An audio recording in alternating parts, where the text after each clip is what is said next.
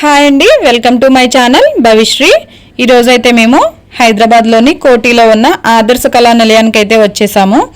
మేమైతే ఎందుకు వచ్చామని మీరు అనుకుంటున్నారా? ఈ ఆదర్శ కళా నిలయం వారు నిర్వహించిన స్వర్ణనంది అవార్డు ఫంక్షన్ అన్నమాట ఇది. ఈ స్వర్ణనంది అవార్డు మా వారికి కూడా వచ్చింది. ఎందుకు అనుకుంటున్నారా? మా వారు గత కొన్ని సంవత్సరాలుగా పురోహిత వృత్తిలో అయితే ఉన్నారు. వారు ఈ పురోహిత వృత్తిలో సేవలు చేసినందుకు గాను వారిని గుర్తించి అయితే ఈ అవార్డు అయితే ఇచ్చారండి. ఇలా అయితే ఈ ఫంక్షను ఈ అమ్మాయి డాన్స్ ద్వారా అయితే స్టార్ట్ అయింది. అమ్మాయి వినాయకుడి పాటకైతే డాన్స్ అయితే చేసింది.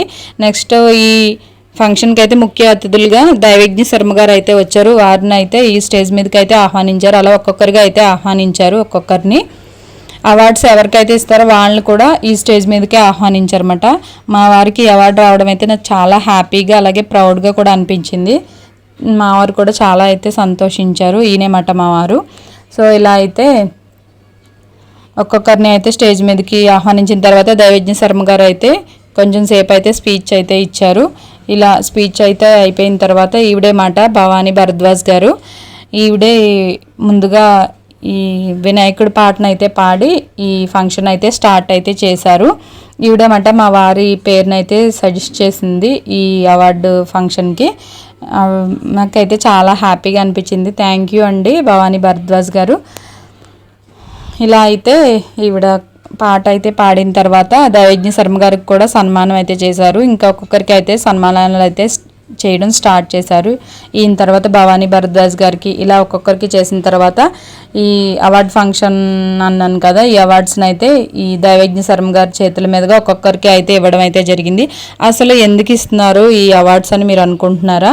ఇవి అయితే ఒక్కొక్క రంగంలో ఒక్కొక్కరు సేవలు అందిస్తూ ఉంటారు కదా, సోషల్ యాక్టివిటీస్లో ఉండే వాళ్ళకి అలా వారి సేవలను అయితే గుర్తించి ఈ అవార్డ్స్ అయితే ఇచ్చారు. అసలు యాక్చువల్గా ఇవైతే ఇదివరకు ఉగాది పురస్కారాల కింద అప్పుడు కూడా ఇచ్చారు. కాకపోతే ఆ ఉగాది టైం అప్పుడు మేమైతే ఊరు వెళ్ళడం జరిగింది. మేము రాలేకపోయాము ఈ ఫంక్షన్కి అయితే. అప్పుడు మళ్ళీ ఇస్తారని చెప్పేసరికి ఈరోజు కరెక్ట్గా ఏప్రిల్ 29న అయితే మేము వెళ్ళామన్నమాట. ఈరోజు స్పెషల్ ఏంటంటే మా మ్యారేజ్ యానివర్సరీ కూడా మాకు చాలా హ్యాపీ అనిపించింది. మా మ్యారేజ్ యానివర్సరీ అలాగే అంతర్జాతీయ నృత్య దినోత్సవం అన్నమాట. ఆ రోజు ఇంకా అయితే ఈ ఫంక్షన్ అయితే నిర్వహించారు. ఈయనేమాట మా వారు. మా వారికి కూడా దైవజ్ఞ శర్మ గారి చేతుల మీదుగా అయితే సన్మానం అయితే జరిగి ఇలా అవార్డు కూడా అయితే ఇచ్చారు.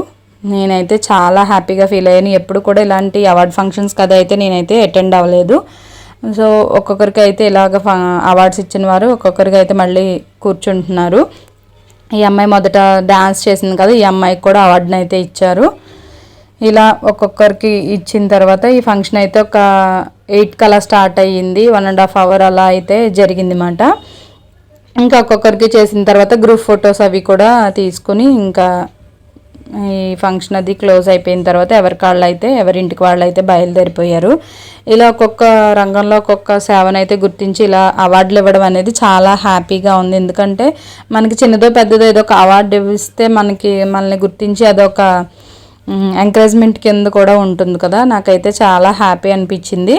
ఇలా అయితే అవార్డు తీసేసుకున్న తర్వాత మా వారైతే వచ్చేసారు. ఇంక మేము ఇంటికి అయితే బయలుదేరిపోయాము. బయటకు వెళ్ళిన వెంటనే మీడియా మిత్రులు అయితే ఉన్నారు. వాళ్ళతో మా వారు కొంతసేపు అయితే మాట్లాడారు. మీకు అవార్డు ఎందుకు వచ్చింది, మీరు ఎలా ఫీల్ అవుతున్నారు అన్న వాటికైతే సమాధానాలు చెప్పారు. సో ఇలాంటి వీడియోస్ కోసం నా ఛానల్ అయితే సబ్స్క్రైబ్ చేసి సపోర్ట్ చేసి మీ ఫ్రెండ్స్ అండ్ రిలేటివ్స్కి షేర్ చేయండి.